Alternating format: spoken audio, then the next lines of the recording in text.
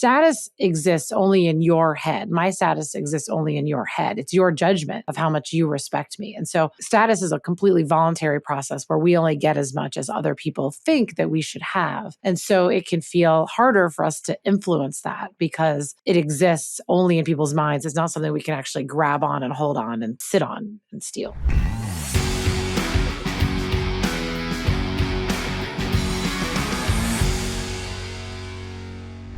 All right. Welcome to the show, Alison. Great to have you. Happy to be here. I know Johnny and I are really curious to hear what drew you to organizational psychology and specifically power and status in the workplace. Yeah, good question. Okay, I don't know if I had a childhood dream, but it was not this. This was not on my radar. I'd always found people kind of fascinating. Didn't really know what that meant to study it or to pursue it. I got here really because I worked in management consulting for McKinsey. And it's such an odd job where no one reports to you and everyone hates you. And that got me thinking very strategically about how to get people to, like, how to influence them, how to motivate them, how to negotiate them, how to get people who didn't like or trust you to do what you wanted to do. And that brought me ultimately to this whole field and thinking, I like this and I would like to understand how to do that and maybe make that my life. And so that was my exit out of consulting into this world. And then power and status, I would like to tell you, is also part of a childhood dream, and it was not. I went to graduate school to study negotiation in particular, and I did a little bit of that. But when I was at Stanford, I happened upon some people who were interested in power and status. And I said, oh, that sounds interesting. Let me kind of learn what that's about. It just hooked me. And I got really interested in thinking about those phenomena and then never turned back, combined with I have the absolute worst luck when it comes to researching negotiation. So I said, I don't know what the opposite of a Midas touch is. Like every study I touched just went up in flames. And so I sort of started like moving myself away from studying negotiation, although I speak about it quite a bit, and into studying power and status. And I guess I think I find them interesting. The same reason I find negotiation interesting is that these are not optional. These are things that everybody has to navigate. Yet, we don't always have a language for them or tools for them. So that's how I got there. Fascinating story. I think a lot of our audience members can relate to the challenges in the workplace and then recognizing some changes in career paths and sort of stumbling into a passion that you've been able to turn into a career. And I think when we talk about power and status in our courses, they're used interchangeably for our clients. So they often ask, well, what is the difference? And I think it'd be really helpful if we just start by defining what we mean by power and status as we start to get into the dynamics at play here in the workplace. Absolutely. And there's a reason they often go together because they have some similarities.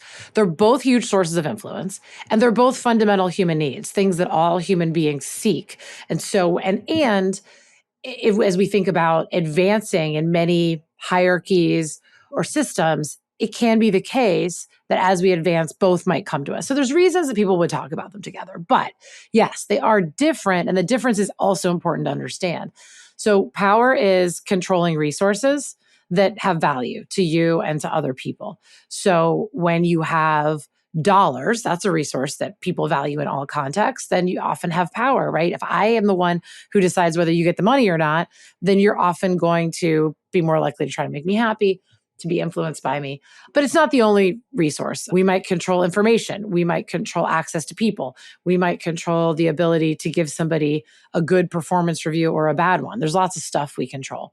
But that's what power is. And so when we have control over things, we have power. Status is respect and admiration and value. When other people respect us, we have status. And that's also a really important source of influence because if people respect you, they're going to trust you. They're more likely to do what you tell them. And so status is very valuable as well. But the difference between power and status, I think, is really important, is that power can be controlled even if, despite opposition. So if I, sit on all the dollars, or if I have the authority, then I have the control, whether you like it or not. Status exists only in your head. My status exists only in your head. It's your judgment of how much you respect me. And so status is a completely voluntary process where we only get as much as other people think that we should have. And so it can feel harder for us to influence that because it exists only in people's minds. It's not something we can actually grab on and hold on and sit on and steal. And I think it feels almost like the chicken and the egg in a lot of ways, where many of our clients seek power first in hopes that it will then give them status. And oftentimes it works the opposite in many of our career trajectories, where we need to first be focusing on becoming respected in order to move up the hierarchy to gain power of those assets. Exactly. I always say the biggest myth or the lie that we all tell ourselves is that we're one achievement, job, promotion away from a happy life. Like as soon as I get that thing, then everybody will look at me and they'll respect me. And then imagine how easy my life will be.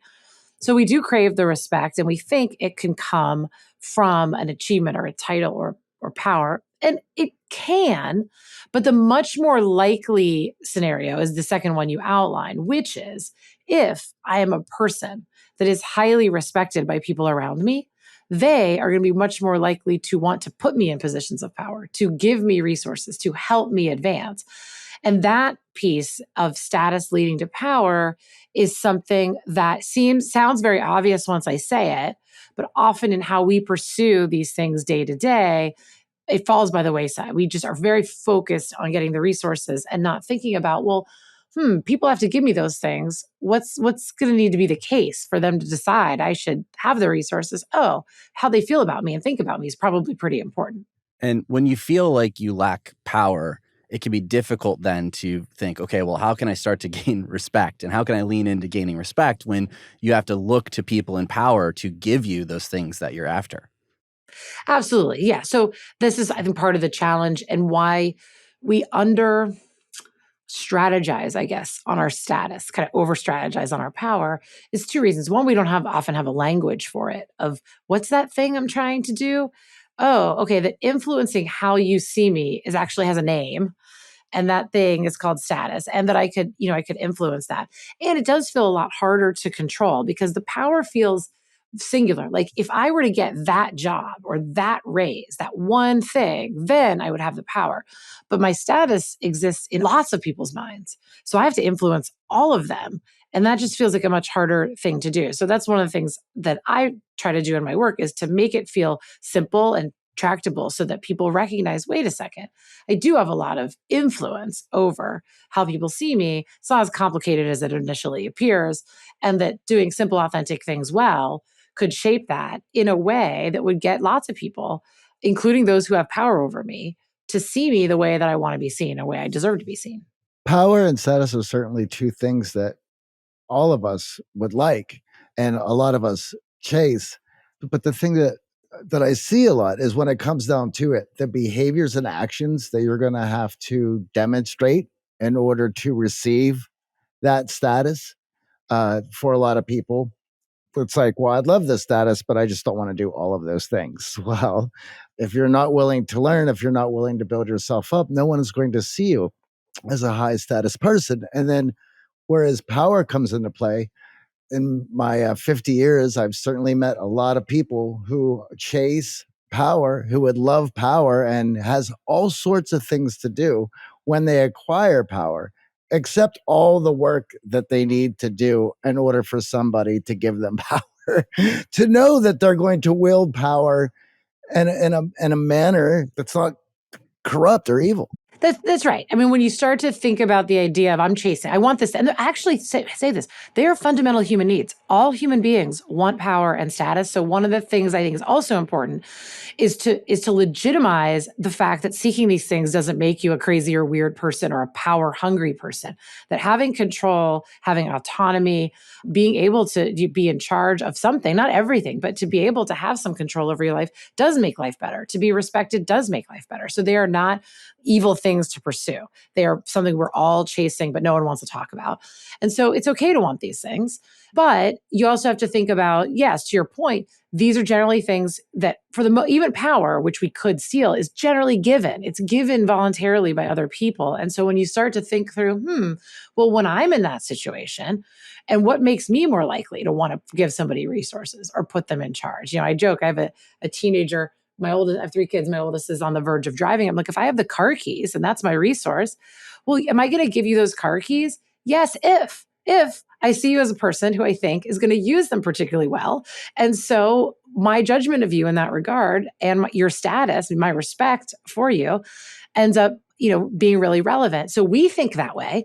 And then as soon as we realize, oh, everyone else thinks that way about us, it starts to help us make the connection of, yes, it's fine to want them. And yeah, if I show up in ways that convince other people I'll use the resources well, I'm much more likely to get them. And power, it feels, is a little easier for us to quantify.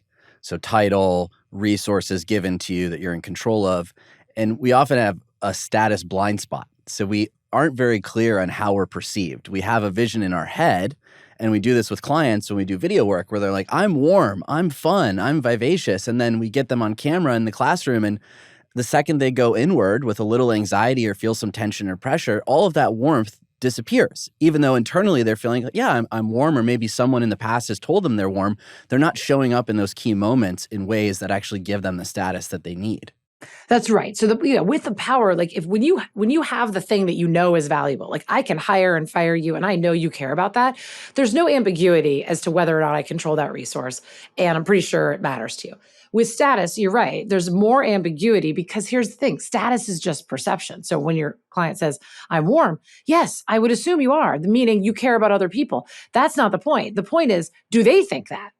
And so it's starting with you actually being warm is a good step one. And then the second step is how do we convey that to convince an audience of that?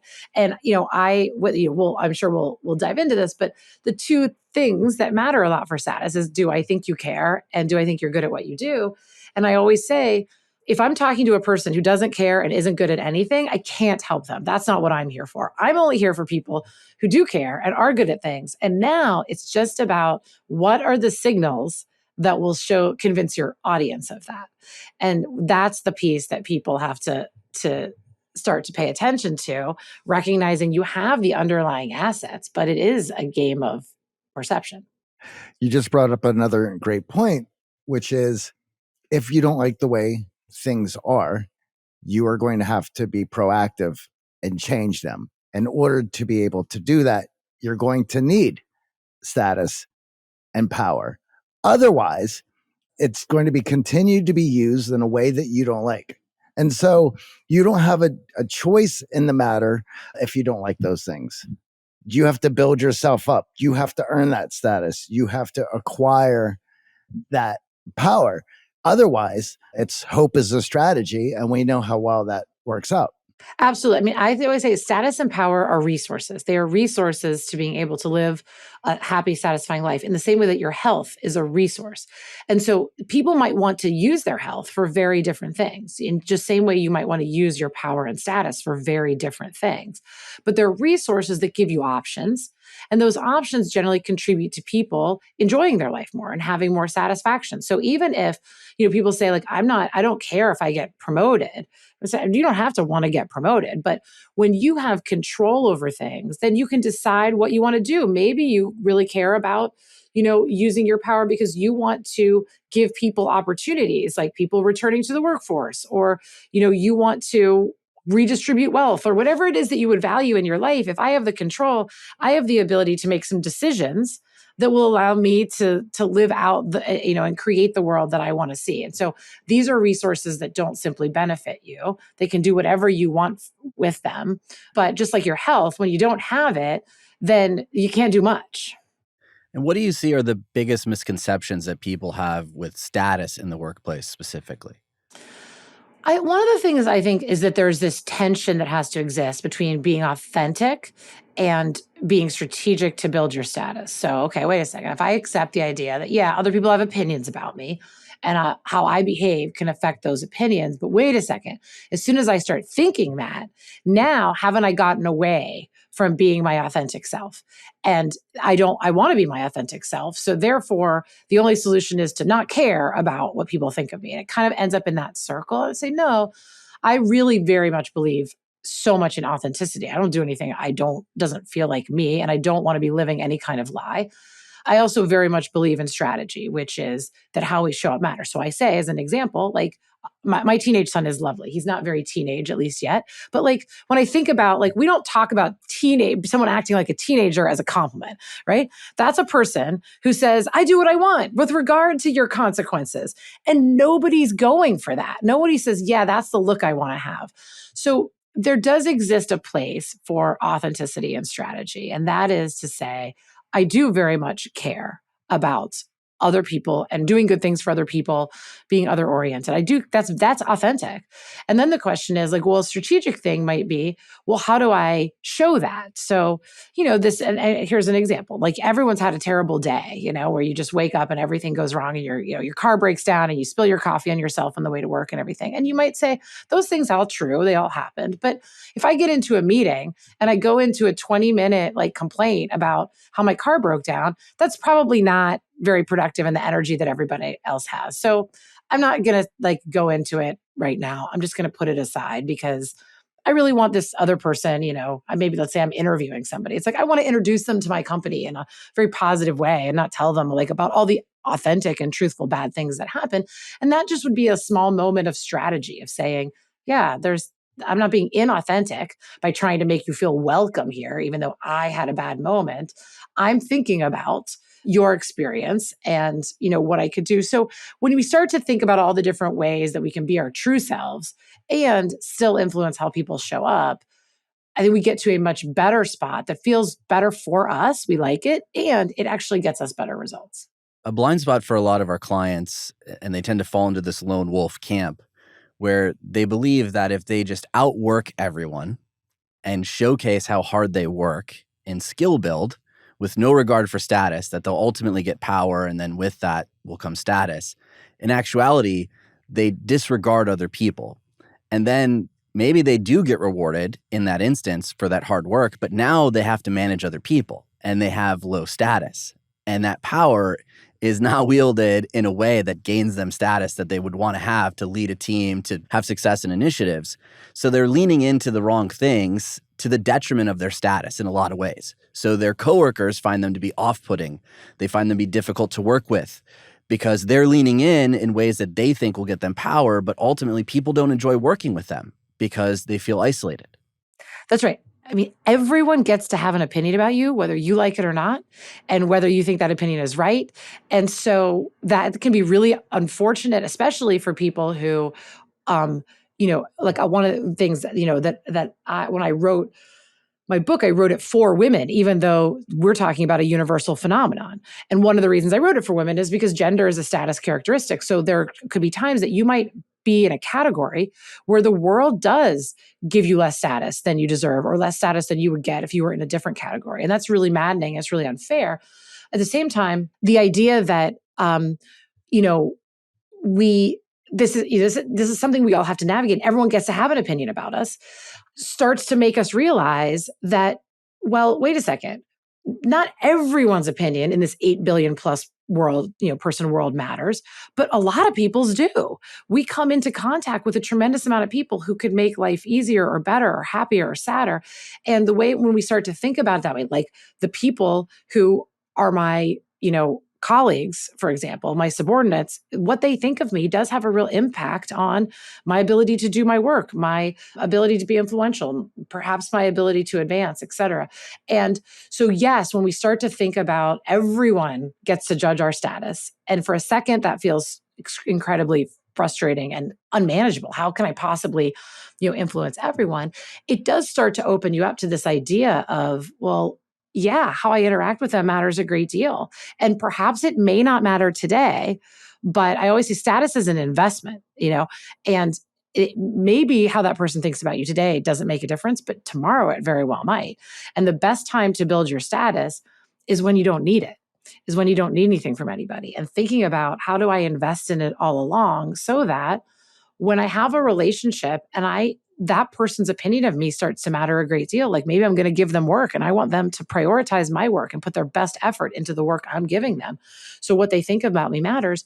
Well, won't I be glad that, 2 years ago when we were interacting, I just did simple, low effort things to shape how they saw me in a positive way. So now they're interested in being in a relationship with me. Absolutely. You can see people make these, like, I feel like I'm in a similar situation where I feel like I see people make status mistakes all the time. And I'm like, God, I wish I had you a year ago. I wish we had this conversation a year ago. I could have given you a lot better advice as to how to direct you over this past year so you wouldn't have been in a hole in a relationship and you've been trying to dig yourself out of a hole, which you can do, but it's work. For our clients, a lot of them, when you go off to choose the path that you want to build for yourself, then you have to make decisions that are proactive, that are good for you and your goals and the strategies that you're implementing to reach those goals.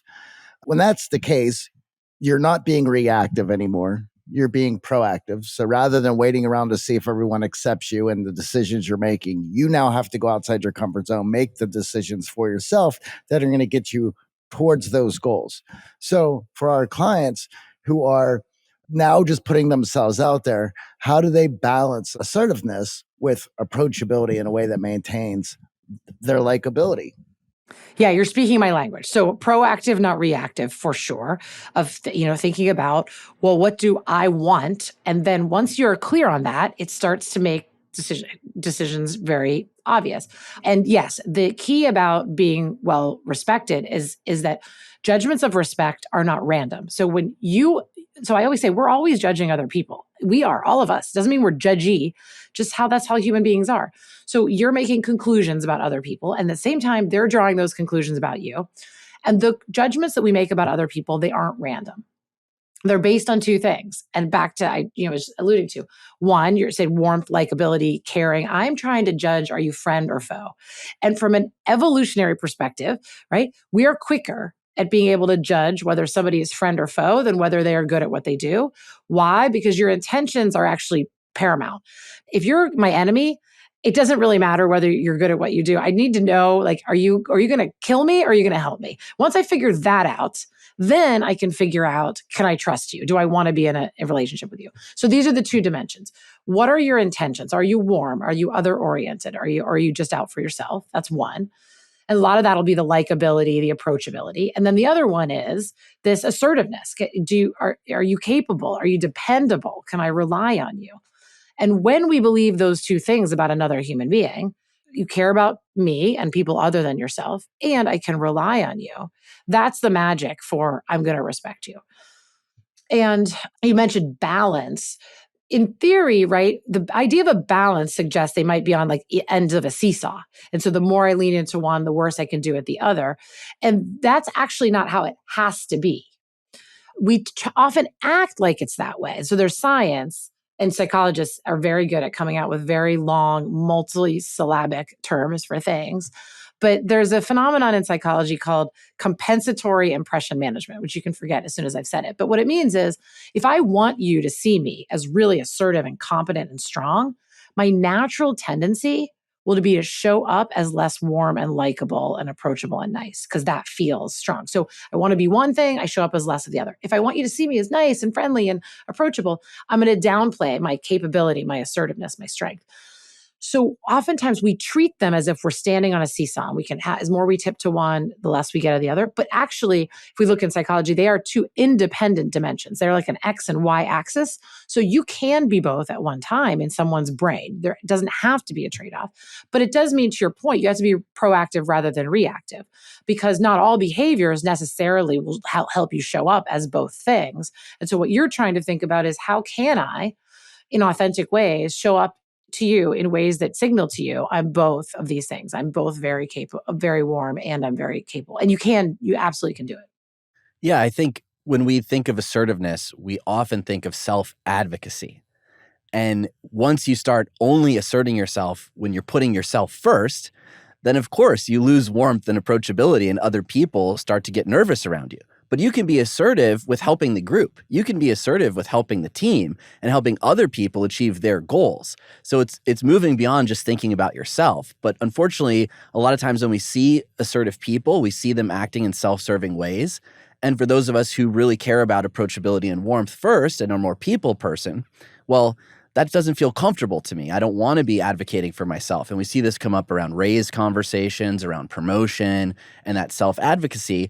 And unfortunately, you put yourself in that box of only likable, lacking the assertive side. Well, that doesn't really lead to leadership roles, because ultimately managers want to know that you can get the job done and you can rally people around the greater cause, not just be self-serving.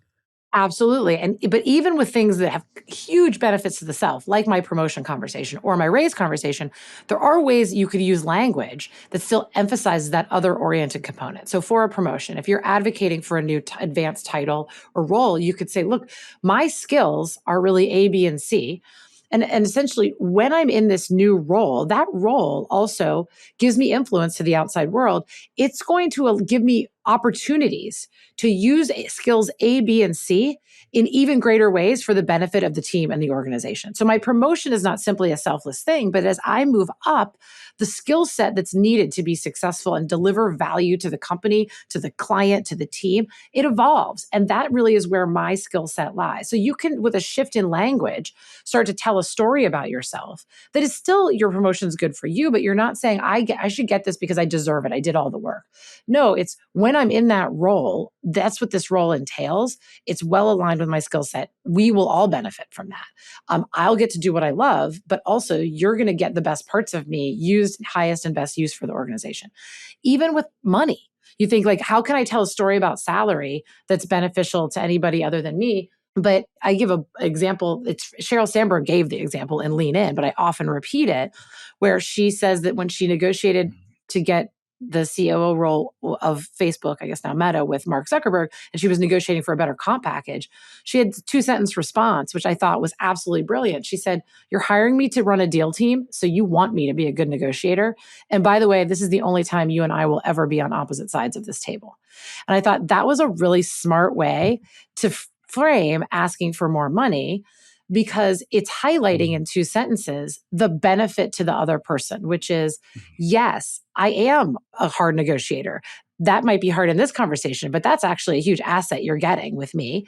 And my fierce loyalty and standing up for this organization, you personally, is also going to be something I bring. The only time we'll be on opposite sides of this table. And I thought that's just a smart way to highlight the fact that even, in a negotiation that feels very much for the self, you can be talking about the fact that I care about you. I want you to be better off. I want you to see the value in me.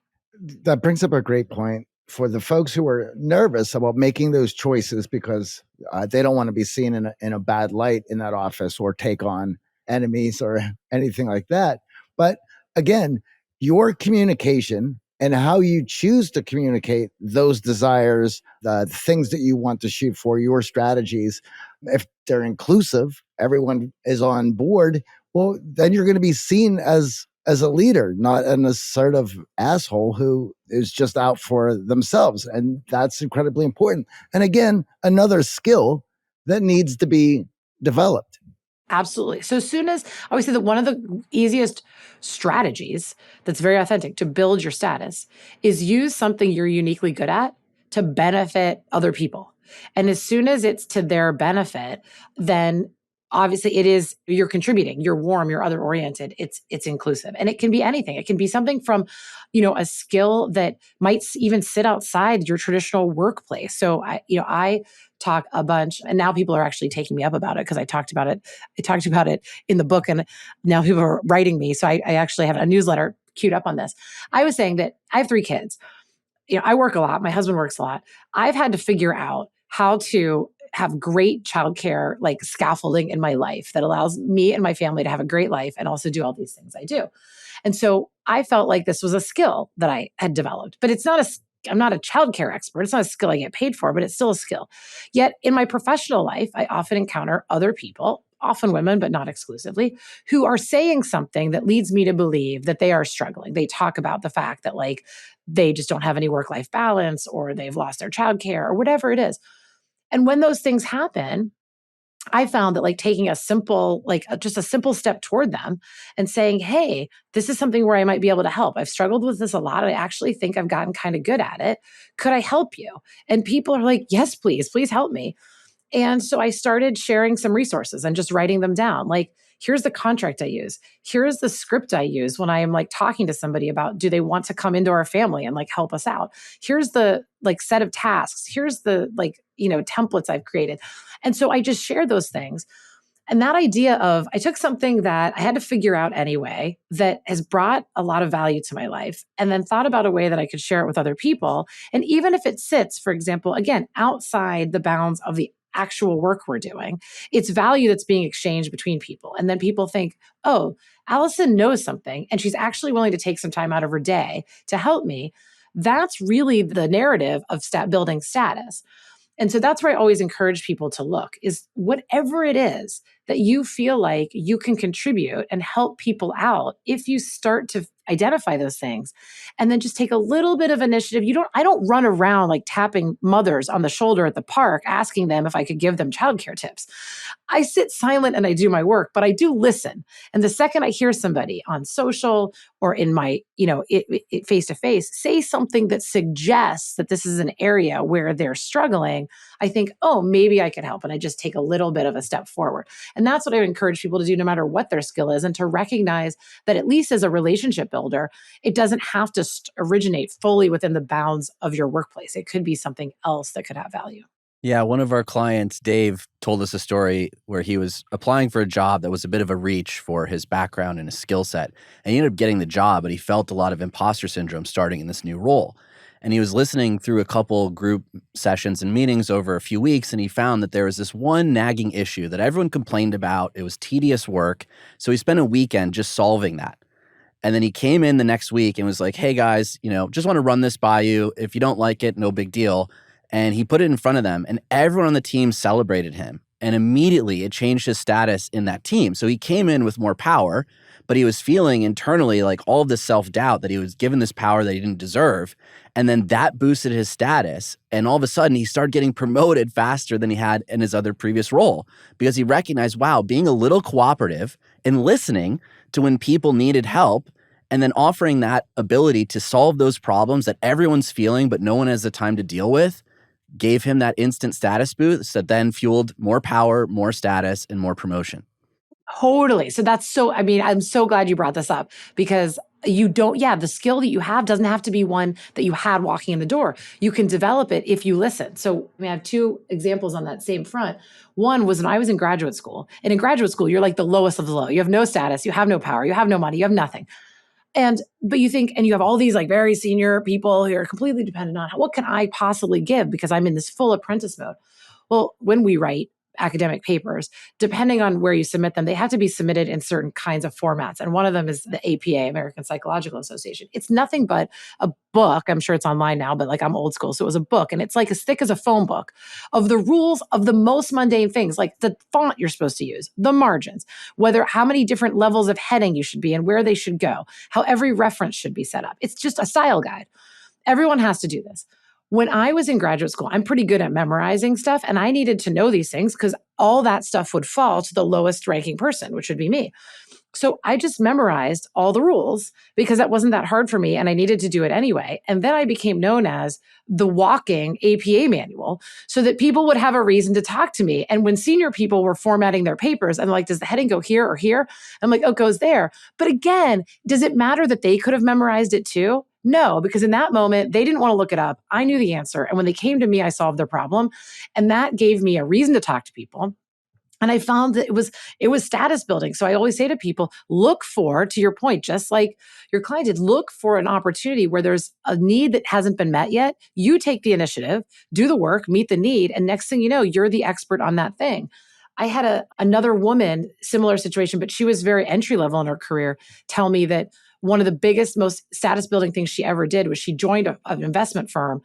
And one of the investments before she got there was a complete dog. They had invested in it, and the company just completely tanked. It went to zero, and everyone was embarrassed by this investment. And it sat there like a big goose egg on their balance sheet. So every time they went to new investors, they had to explain this terrible investment they made. And she noticed that because it was such a terrible investment, no one wanted to like touch it or talk about it. But she recognized that the clients wanted to talk about it. So she decided that she was going to become the expert in the failed investment, all of which had happened before she was there. So she just did this little forensic accounting, like what would happen, what was the timeline, et cetera, such that when questions were asked and everyone else was like, I don't know, because we don't want to talk about that thing, she knew and she became an expert in the thing no one else wanted to talk about. And next thing you know, she said she started getting pulled by the senior male colleagues into these meetings because she was the person who knew about, who could answer all the questions that these people were invariably going to ask. And it was just her keeping her eyes open. And she was entry level, brand new. And she's like, this is a hole that I could fill. And I do think that a lot of people who fill those things, they do come from an act of service and curiosity. She wasn't strategically thinking, I do this and I get invited to all the meetings. She was just like, why doesn't anyone know that? And Right. I'm just going to go dig it up. So that's where, again, authentic, but and strategic, keep your eyes open. Look for a question that no one's answering. When you get curious, answer the question. It's authentic. But then I guarantee you other people will be curious in the answer if you were curious about the answer. So what can we do other than those great examples we just gave to start to build our status, especially for those of us who are new to a team, recognizing that we feel internally a lot of self-doubt? Absolutely. So first of all, I think one thing you got to do is you have to acknowledge what your self-doubt is really about because it can hold us back. So I always say the imposter feeling, that imposter syndrome, people think you feel like I'm not worthy. And a lot of times people think my skills are somehow inferior than whatever, a comparison, what I think they should be, they're inferior. But really, if we think about where imposter syndrome comes from, it actually comes from the gap between what we aspire to, what we expect of ourselves, and where we are. So there's going to be a gap. But the reality is that gap always should exist because you should always have goals for your achievement, for your knowledge, for your contributions that are beyond what you're doing. Does anyone say, like, I'm as good as I'm going to get? No one, it's not a fun way to live. Like, achievement is another fundamental human need. We're always striving, which means we have to get comfortable living with a gap between where we are and where we want to be, because that's inevitable. And the best people are going to have it. It drives our performance. When you set ambitious goals, it pushes you forward, but it's still going to leave you with a gap. So I always say that the imposter feeling is a lot like sore muscles after you work out. I mean, as we talk here, I was running around and I wasn't lifting as much as I typically do. And I went and saw my trainer on Friday after being on the road a little bit. And I had the feeling over the weekend that I was so sore. My kids were like, why are you stumbling? I'm like, because this is the best my quads will work right now. I was so sore. And when you feel that bad and you're like, I can't sit in a chair without falling down, it doesn't feel great. But you also, in your brain, you just discount it because there's nothing wrong with me. I actually have that feeling because I did the thing that I'm supposed to be doing. I was making myself stronger, and there's some inevitable pain in the process. That's just how it is. So as soon as someone explains to you muscle soreness is kind of inevitable when you're making muscle stronger, it doesn't make you love it, but you just don't think about it the same way anymore. Imposter syndrome is inevitable in the growth in the same way that muscle soreness is inevitable. So when you feel it, if you can start to recognize, I'm not supposed to make it go away. I'm just supposed to learn that it's a byproduct of doing what I'm supposed to do. So I do think that's really important to kind of think through that, because a lot of times that self-doubt keeps us on the sideline. And it really, in the same way that a muscle soreness does not mean that you should just sit on the couch the rest of your life. Like, that's the wrong conclusion. Okay, so then what else can we do? So there's two main ways that people learn about us, and I think it's important to control and be intentional in both ways. One is the things we say and do, how we show up with people. So much of what people know about us, it started with us. So how are you going to know that I'm an organizational psychologist? I don't know, because maybe you went on my social media. Maybe you went on your website. Guess who wrote those things? Me. So you only know that I'm an organizational psychologist because I told you. Like, there's no other source of that or any other thing about me. Like, how do you know I have 3 kids? How do you know I'm good at childcare? Because I told you. So part of it is going to be our storytelling, the way that we talk about ourselves. And that can come about in a lot of different ways. It comes about, yes, in the conversations we have with people. It comes about in small talk. It comes about in social media. It comes about the things we write about ourselves online. So when we do those with intention to be able to showcase both capability and warmth, then we start to tell a story. So if you're on social media and you're posting resources that other people could find valuable, you actually know something and you're sharing it for free with a community for their benefit. That could be a tool that somebody could use. The way that you respond to questions that people ask you, like, how are you? What's up? How's work? How's it going? right? Those are little bits of opportunity to tell your story. Those are storytelling opportunities most of us just throw in the garbage. We say, I'm fine, I'm good, I'm busy. Nothing really learned there. But with like just little tweaks of authenticity and strategy, you could start to get your story out. So not long ago, ran into a guy that I consider him a friend, but I don't know him super well. Came to an event I was hosting. I said, almost like a glorified hello, hey, how was your day today? And he responds to me, Alison, I had the best day today. And now, with genuine curiosity, I've got to say, well, what happened? I didn't just say, oh, good luck with that. Like, move on. I'm like, I paused. If he had said good, fine, or busy, I probably just would have literally kept moving. But he said something that made me curious. And so I wanted to know. I said, what happened that was so good? He basically proceeds to tell me about how he landed a new client and how he's really like ambitious or really excited about the work that this client is doing and how their missions are aligned. It's going to help my friend do better work in the world. In a 2 sentence, totally socially appropriate response, he was able to tell me that he was doing really well at work and that he cared about a lot of doing good in the world. Very capable, very caring. But how did he do it? He did it by having his own way to start a conversation. And he didn't tap me on the shoulder and he didn't say, hey, guess what? I landed a new client. He just I waited until I asked him how he was, which I never did. And that story never came out that night. But when I did, he had something to respond that started a dialogue. And so, you know, noting a point of similarity between you and another person. I always say, like, we're sitting here in our little Zoom-ish type space, right? But remote has taken a lot of stuff away from us. But one of the things it's done is it's made us like voyeurs into people's lives. Like, you can look into my office right now and you're like, what's that thing on your wall? Or like, why is your couch orange? And you can start conversations with people and get curious about them. And then they get curious about you. And that's how stories get told. So that's one way. The other way that people learn about us is things other people say about us, generally when we're not around. So I think, right, this is how we come together. People get referred to you. People get referred to me. Someone says they're amazing, right? You need to talk to them. And you're like, oh, okay, I do. So when people talk us up behind our back, they start to build our status before we're even in the conversation, before we're even in the room. And that's something that we can start to influence in two really authentic ways. One is for us to start talking up other people. So when you think people are amazing, tell as many people as you can. Tell them, tell anyone who's listening, tell everyone how amazing they are because you're building their status. And that's like riskless. It's a super fun way to live. But then guess what happens? The world runs on reciprocity. So people then can't wait to then say something nice about you. So the more nice things you're saying about other people, the more those people want to even the score by running around telling everybody how great you are, and they build your status. And the other way is to ask them.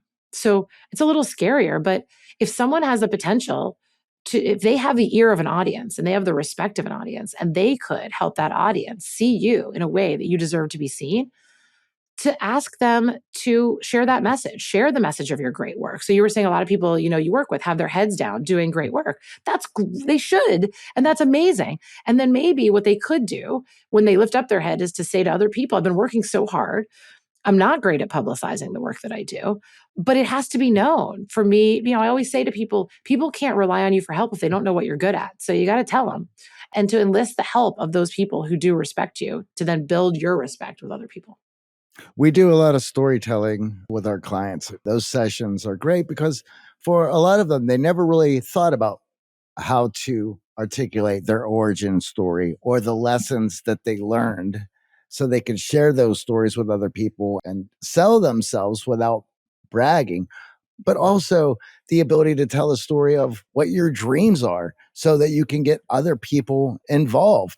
And as you mentioned, reciprocity works. So by having these stories ready to go, articulated and concise and get to the point, then they roll off the tongue. And then all of a sudden, everyone else wants to share their origin story or how they learned something or their dreams. So it helps them to practice some of these. And when you think about all of the interactions you have and the stories that are told, you know what people are going to ask you. 100%. We all do.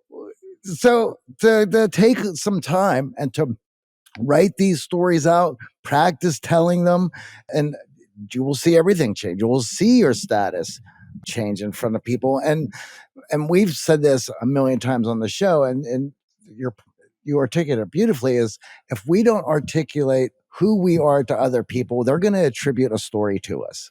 Absolutely. Stories get told, right? It's just a question of what role you play in the process. So on that note, I would say one simple thing to do is meet more people, talk to more people, and talk to them in low risk places. So you should never go to the airport without like talking to the person next to you on the plane or negotiating for something at the counter, because you'll never see these people again if you don't want to.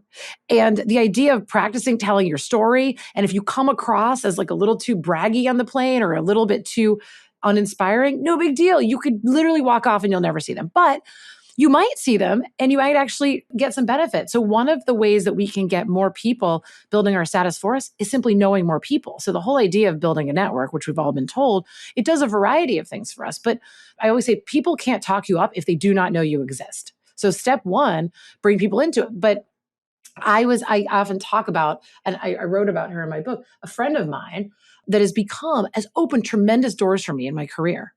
And we're both speakers and educators in the same field. But I met her at an airport bar. I took the last seat in the lounge. It was at a bar. I'm an introverted person, even though I talk for a living.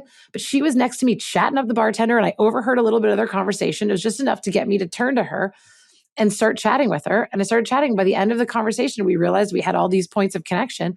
And to this day, like some of the biggest stages I've spoken on and the biggest, like, I do a lot of work for women, the groups that audiences I've ever talked to came from introductions that she made because I turned to a stranger in an airport bar. Now, I've had many more conversations that ended the second my flight was called and I never talked to them again. But the effort is so low. I call it like productive procrastination. That if you're in a situation where your alternative is to just doom scroll your phone, is there something better I could be doing that doesn't feel like work? Chatting up this stranger isn't feel any harder than that. But it could lead to something a lot better than simply doom scrolling my phone. So I try to use all these little opportunities I have, including like one of my rules is when I'm standing at a gate to board a plane, because I fly a lot, is there's very little you can do when you're standing there waiting for them to call your boarding group. Like there's just not much. And so I just use that as an opportunity to like reconnect with people on text, on social, who haven't I talked to in a while, send off a few messages. And as soon as they call my gate, I shut it down and I'm done. And I go, or my boarding group, I just go get on the plane. So those little moments of productive procrastination can be like little moments where we get to practice a skill, where a new relationship is built, et cetera. Just kind of reclaim those in your day. And you don't have to do much else with all the other time that you're actually working. With a lot of our clients being high achievers and focused on moving forward and growing, a blind spot that we've recognized a lot of them have is they don't share the stories of what they're working on. They focus on the stories of accomplishment, when actually the stories of what you're working on create the opportunity for connection. So I have a client who's doing her second half marathon. And she doesn't want to tell anyone about it because she's not proud of her time. She just picked up running. It's a long distance, and she sees her coworkers running marathons, doing XYZ, so she doesn't share it at all. And I've encouraged her over time to share a little bit more of this story just with her coworkers of what she's working on. Just like, man, I'm beat from doing a long run over the weekend. You'd be surprised how many people take interest in, well, how many miles? Or you want to join? And all of a sudden, a coworker invited her to a run club. And she had never talked about running before. But I think we attribute too much of this storytelling idea around I have to create a narrative of achievement. And if that story doesn't actually showcase or highlight achievement in some way that I can compare or rank myself to other people, then I'm going to keep it close to the chest. And unfortunately, in keeping it close to the chest, your coworkers, your colleagues don't know you that well. And when they don't know you that well, they can't give you status. It's not to say you have low status, but they can't give you high status either because they don't know you. 100%. So being willing to share these things, yeah, because no, you would never first of all, you never get invited to the running club if people don't know you run. So that's the first idea. The other thing though is there are moments of choice here. And I was just talking to somebody else about this because she basically was telling me she had an internship in between 2 years of graduate school. And she said, I was very honest in my internship that I didn't think I was good at a certain set of skills. She didn't tell me what they were.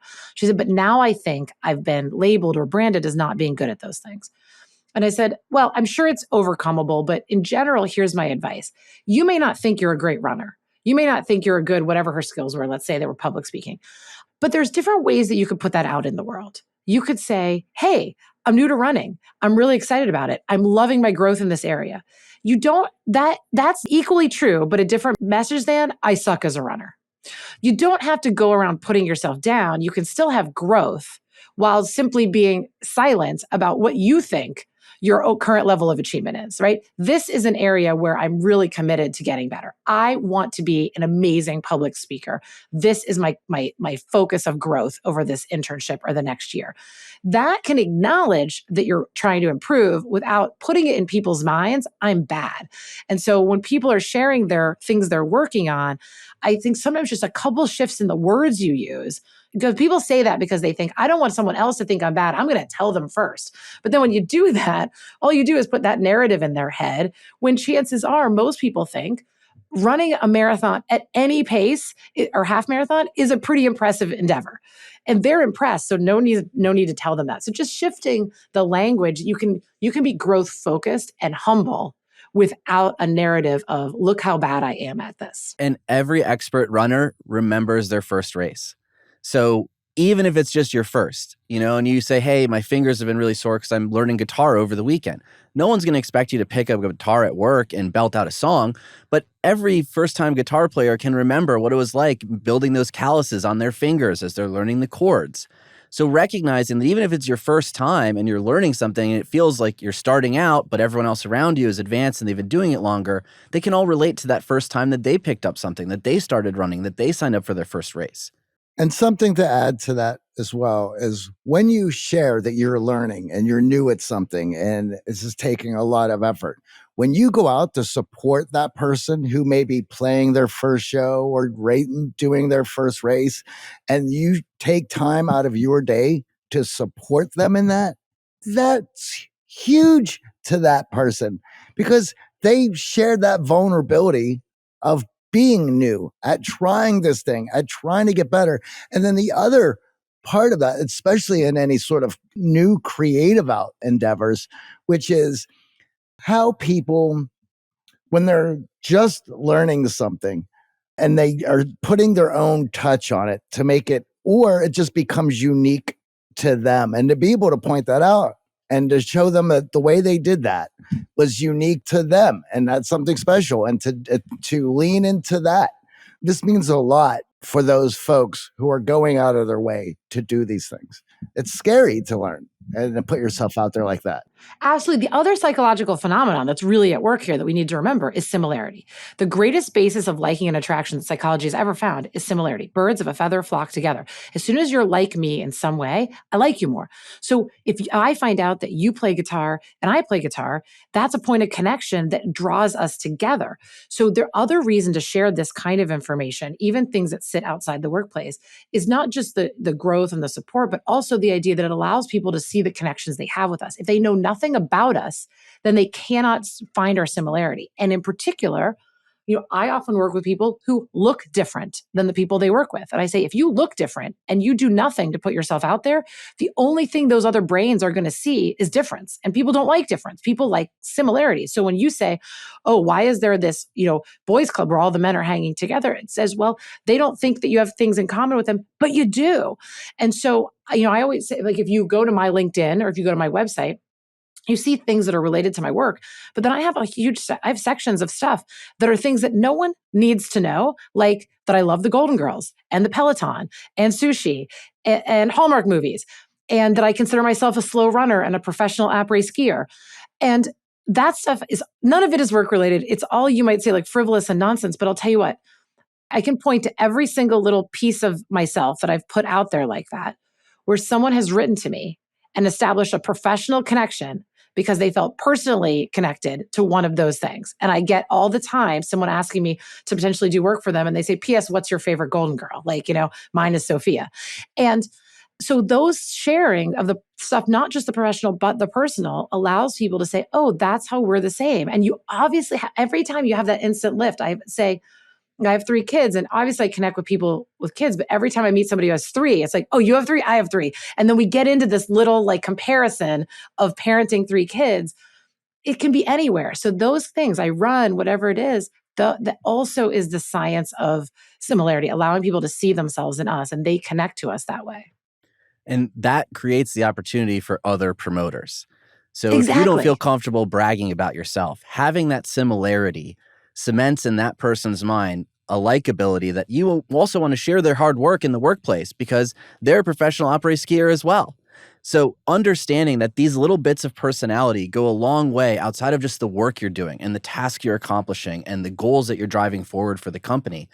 And for a lot of our clients, that other promoter concept is tricky, especially if you're junior in your career. It can feel really odd at first to ask someone to promote on your behalf.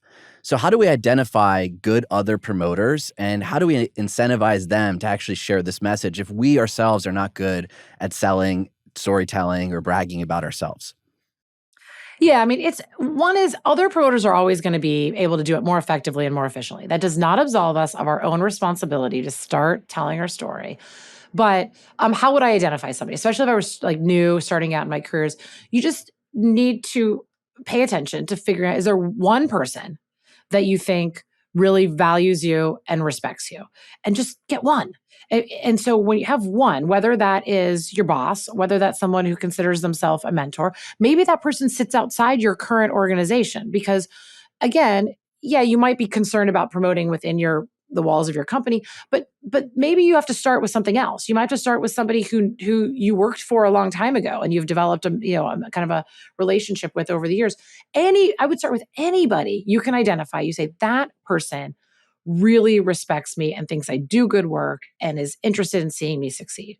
That's going to be the first person I'm going to approach. And I'm going to ask them to do something very simple and easy. You have to recognize people like clarity.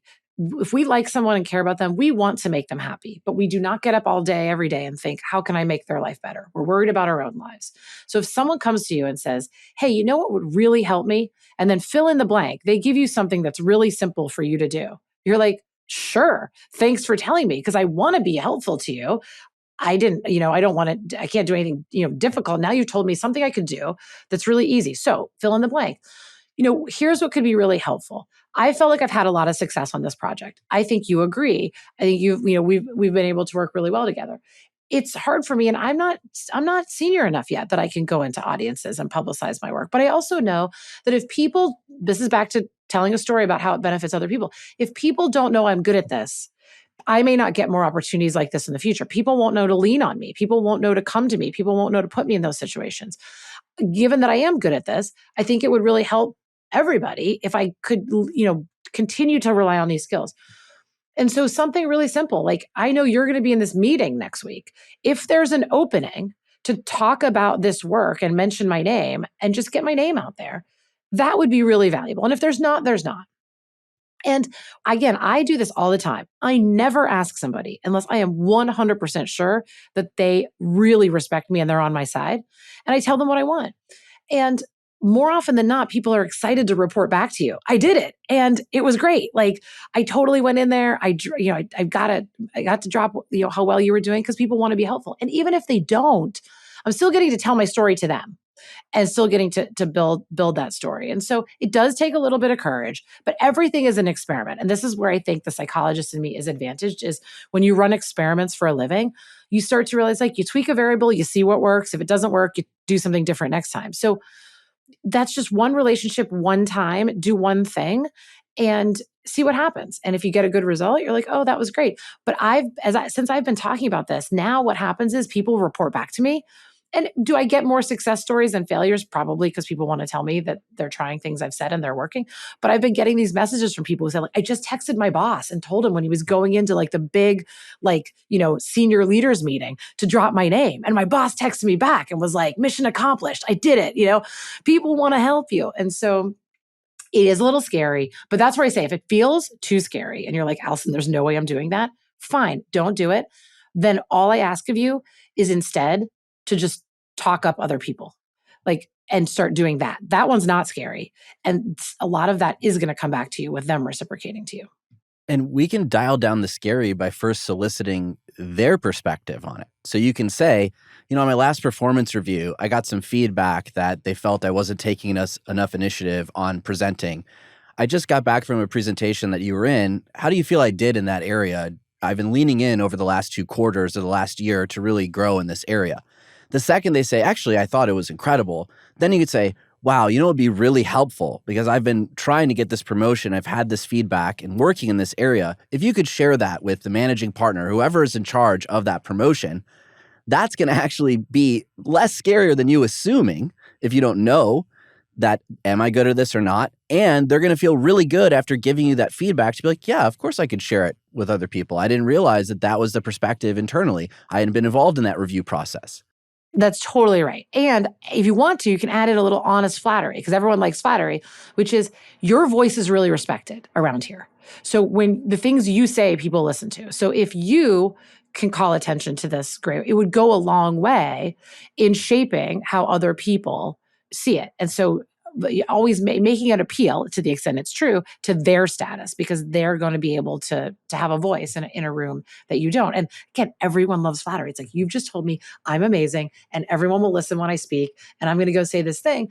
And I'm much more likely to do it. And I, think about all the people that you think positively about. Like, I mean, the list would be like, so long. But some of these people, you're not even like thinking of them, like being able to think of their names right now. But how many people today did you go on record, like telling the world they were amazing? Probably only a very small percentage of the people you actually think are amazing. And so sometimes all it needs is a little tip from you to pick up the microphone that you would gladly use your whatever platform you had to try to spread the news of the great work they're doing. But you have no idea that at this moment that has value unless they tell you. And then you're like, oh, I'm in. So you're right. Get the feedback, feel confident that this person does respect you. But as soon as you feel confident in that, to recognize they're not any different than you. And so if I told you a person that you really value came to you and said, you have a platform that I don't have. What could be so amazing to me is if you would tell people the honest truth about the great work I'm doing in any way that felt authentic to you. How would you feel? You would say, I'm really happy to do that. Well, Johnny and I have loved sharing our platform with you and all the great work that you do. Where can our audience find out more about the book and the work that you do? Absolutely. So my website's always a good spot, like a one-stop shop. So AlisonFragale.com. You can learn about my book. You can sign up for my newsletter. It's on Substack. It's free. It's called The Upper Hand. It's behavioral science to help people, especially women, excel. And then the two social platforms that I'm on, LinkedIn really consistently, and Instagram, both you can find them directly, but through my website, you can get there. So website is always a good one-stop shop. And you can find all my fun facts, even the ones that I didn't mention here. So including the dessert that I will always order off of a menu and where I got married. So there's that. You can't leave us hanging on the dessert. The answer is bread pudding. I don't know exactly how I came to this, but I have a policy that if there's ever bread pudding on a menu, it doesn't matter like if it's 11 o'clock in the morning or if I'm so stuffed I can't eat another bite, I order it. And now I'm going to tell you, I got married in Las Vegas. So now you know all the Amazing. things. Me too. And for me and my wife, it's tiramisu. So Interesting. So this is another fun fact about me. I love coffee, but hate all coffee flavored foods. fascinating. Yeah. Obsessed with coffee and don't eat tiramisu. Anyway, we'll have to agree Great to way disagree to drop on the that. mic. Wait, but you got married in Las Vegas? That was this Me Too thing? Yeah. Oh, amazing. See, there's lots of us out there. Very cool. You guys are awesome. I mean, I'm so happy to get this opportunity. Thank you for everything you do. Well, this was a lot of fun. Yeah, we could have went for hours. We appreciate your time. Absolutely. Great to be here.